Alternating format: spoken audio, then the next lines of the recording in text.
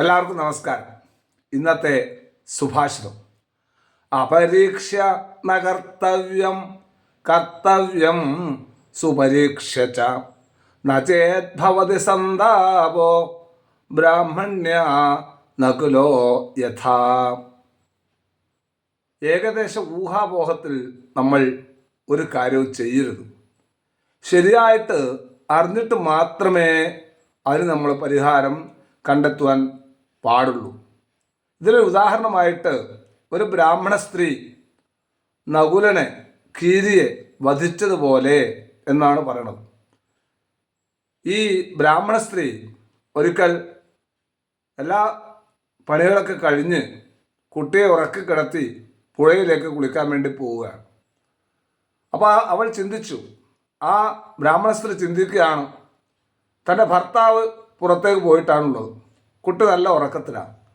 അപ്പോൾ ഈ കുട്ടിയെ എങ്ങനെയാണ് തനിച്ചാക്കിയിട്ട് കുളിക്കാൻ പോകുക എന്നിങ്ങനെ ചിന്തിച്ചുകൊണ്ടിരിക്കുന്ന സമയത്താണ് ഓർമ്മ വന്നത്, താൻ വളർത്തിക്കൊണ്ടിരിക്കുന്നതായ ഒരു നകുലം, അതായത് ഒരു കീരി ഉണ്ടല്ലോ, ആ കീരിയെ കാവലേൽപ്പിച്ചുകൊണ്ട് ഈ സ്ത്രീ കുളിക്കാനായിട്ട് പോവുകയാണ്.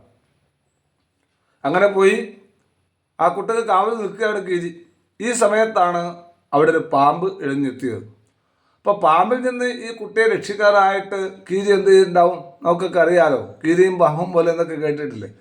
അപ്പോൾ പാമ്പുമായിട്ട് യുദ്ധം ചെയ്ത് ആ അടിപിടി കൂടി ആ പാമ്പിനെ ഇല്ലാതാക്കി. അങ്ങനെ കുട്ടിയെ രക്ഷിക്കുകയാണ് ചെയ്തത്. എന്നിട്ട് അമ്മ വരുന്നത് വരെ ആ വീട്ടുപടിക്കൽ പോയിട്ട് കാവൽ നിന്നു. അമ്മ കുളിയൊക്കെ കഴിഞ്ഞിട്ട് വന്നു. വരുമ്പോൾ ആരെയാണ് കാണുന്നത്? ഈ കീരിയാണ് കാണുന്നത്. ഒന്ന് ആ കീരിയുടെ മുഖത്തേക്ക് നോക്കിയപ്പോഴാണ് മനസ്സിലായത്, ആ കീരിയുടെ മുഖത്തൊക്കെ ചോരപ്പാടുണ്ടായിരുന്നു. അപ്പോൾ ഈ അമ്മയ്ക്ക് വല്ലാതെ ദേഷ്യം വന്നു.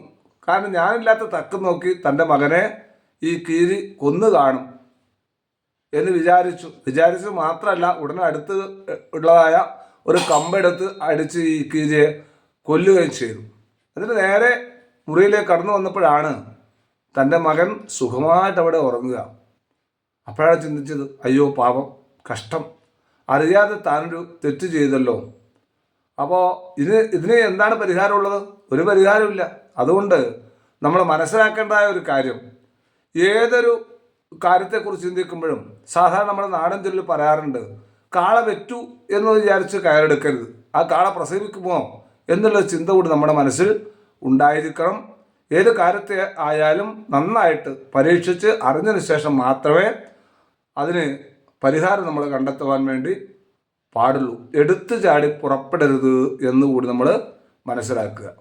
അപരീക്ഷ നകർത്തവ്യം കർത്തവ്യം സുപരീക്ഷ നേദ്ഭവതി സന്താപോ ബ്രാഹ്മണ്യ നകുലോ യഥാ. നന്ദി, നമസ്കാരം.